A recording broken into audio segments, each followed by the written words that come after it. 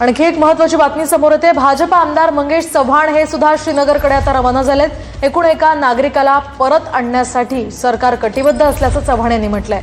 मंगेश चव्हाण यांच्याकडून या संदर्भातला विश्वासही व्यक्त करण्यात आलाय।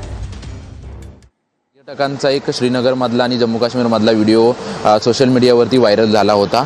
त्यानंतर त्यांना घेऊन येण्यासाठी तुम्ही त्या ठिकाणी जाताय, काय प्रतिक्रिया, काय सांगाल? गिरीश भाऊ पण कालच तिकडे गेलेले आहेत। तिथल्या सगळ्या लोकांना आपण तिथे धीरही दिला।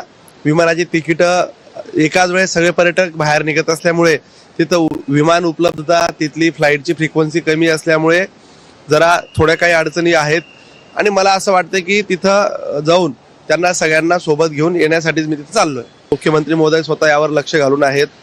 आता तिथं असलेली सगळी लोक आणि फ्लाईट किती उपलब्ध करून द्यावं लागतील, किती अजून फेऱ्या वाढवायची गरज आहे, ते एकंदरीत सगळा आता आढावा घेऊन जेवढ्या लोकांना आणण्यासाठी जेवढ्या फ्लाईटची गरज असेल तेवढ्या फ्लाईट सरकारच्या माध्यमातून उपलब्ध करून देण्यात येतील आणि तिथल्या सगळ्या लोकांना शेवटपर्यंत आणण्यावर सरकार कटिबद्ध आहे। शेवटचा अगदी एकूण एक माणूस महाराष्ट्रात आणण्यासाठी आम्ही तिथं शेवटपर्यंत तिथं थांबणार आहेत। शेवटचा पर्यटक महाराष्ट्रामध्ये येत नाही तोपर्यंत आम्ही त्या ठिकाणी राहू आणि सरकार सर्वतोपरी मदत करेल, अशी प्रतिक्रिया जी आहे ते आमदार मंगेश चव्हाण यांनी दिलेली आहे। कॅमेरामन सिद्धेश नाईक सह निवृत्ती बाबर, TV9 मराठी, मुंबई।